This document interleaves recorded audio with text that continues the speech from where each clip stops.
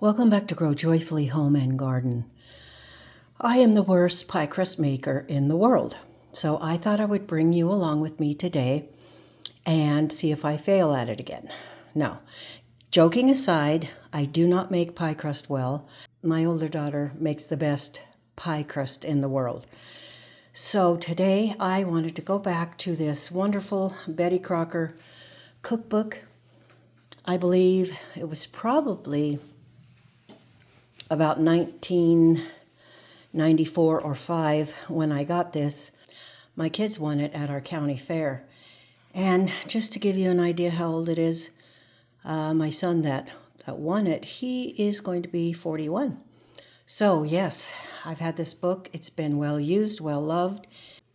It's quite a mess. The pages are falling out of it, but like I said, well used, well loved. And I'm going to go to the Betty Crocker recipe here for standard pastry. So let's gather all of our ingredients and get started.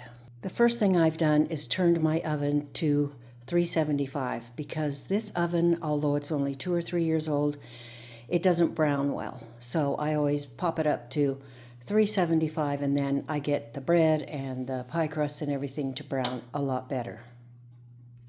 Okay, I've gathered all my ingredients.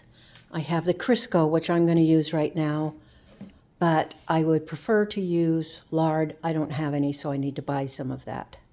Lard is a lot easier for your body to digest.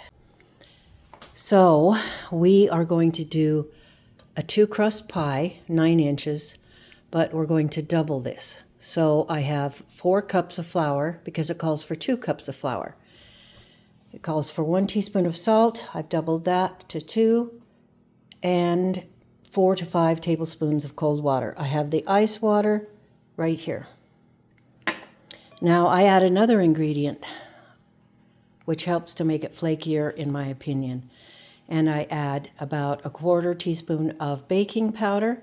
So since we're doubling it, I put in 1/2 teaspoon of baking powder. Now it's time to add the flour. I have it measured out to 4 cups. And now I need to measure 2/3 cup plus 2 tablespoons of shortening twice. Okay, so I have the 2/3 cup plus 2 tablespoons of shortening in twice. And now there are 2 different ways you can mix it, 3 different ways actually. Here is a pastry cutter. I've tried that. It works okay, but it doesn't make you feel like you have a lot of control. And this is the way my mom did it, with a fork. And the third way is with your hand. They highly suggest that you don't mix up your pastry in a KitchenAid or other stand mixer. I believe that the warmth from your hand makes a difference when you're combining your shortening into the flour. So I'm going to start out with the fork and then probably graduate to my hand. So you just take your fork and press it down on the little clumps of shortening. And you try to mix it up really well until you have pea-sized pieces of shortening and flour together.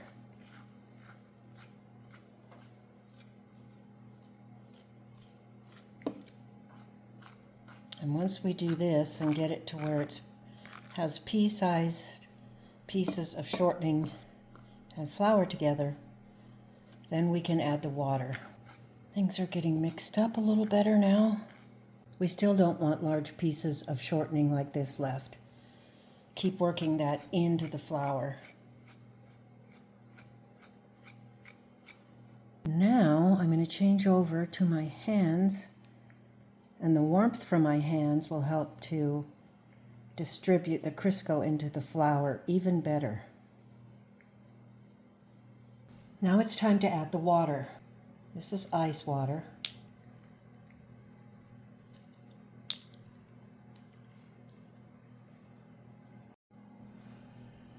This seems to be the place where I mess up because to me this still seems very dry. I use the extra 2 tablespoons of water since I'm doubling it but it just seems really dry to me. I'm going to put this all together, get my rolling pin and some flour, and just see how they roll out. Sprinkle out some flour and grab a quarter of the dough we just made, because we want 2 pies, each with the top and bottom crust. So here's a little disc. Still feels really dry to me. We'll see if it rolls out. That will tell us if we have enough water in it or not. This is my mother-in-law's rolling pin. She died in 1998 at the age of 86. So this has been around for a while.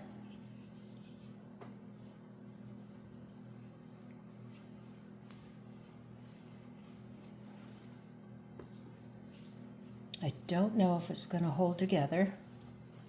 Seems kind of tough already to me, but I'm trying to stick to the recipe.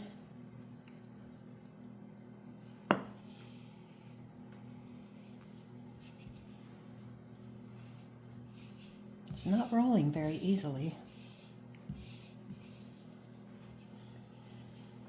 For the next one, I think I'm going to put just a tiny bit more water in it. See, because this is not holding together right here. I'm sure some of you are pros that watch this video.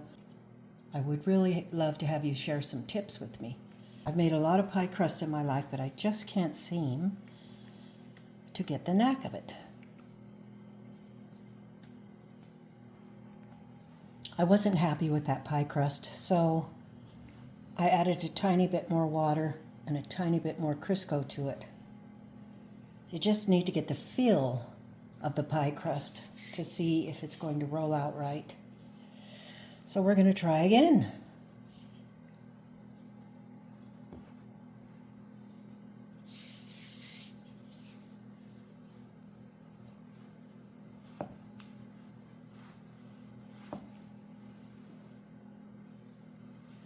Maybe it's this recipe altogether.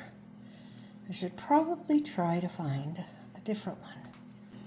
So if you have a foolproof pie crust recipe, please put it in the comment section.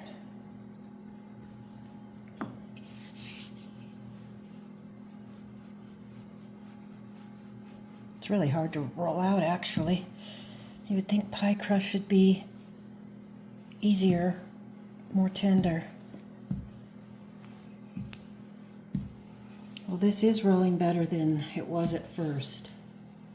I think that's what you have to do as cooks, just be instinctive. Sometimes it works out to tweak a recipe a little bit, sometimes it doesn't. But that's kind of how cooking is, or gardening, or anything else. You just have to try and experiment for what works for you. I just want to get this rolled out enough to put it in the pie pan, but it's fighting me.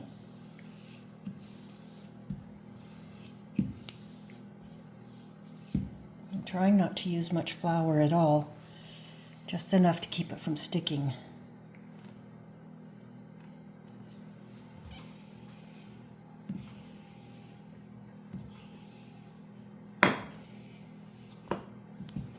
Okay, now I'm going to try to put it in a pie pan. It doesn't look like it's going to go very well, but we're going to try.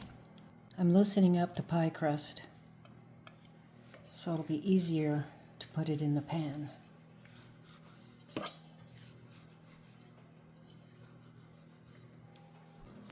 I have added another tablespoon of shortening and a tablespoon of water because you just have to be able to work with the crust. It needs to be malleable. So I think this feels a lot better, and I think this is going to go a lot better. The first one I rolled out was just awful. It was dry and it fell apart. It should feel a certain way. You want it to be tender, so you don't want to overwork it, but you have to be able to work it though. Put a little bit more flour there.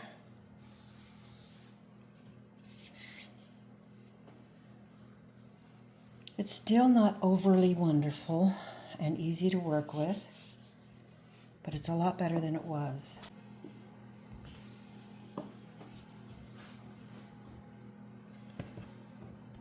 I'm making a wonderful mess. I'm going to use some apples that I canned and put up last year.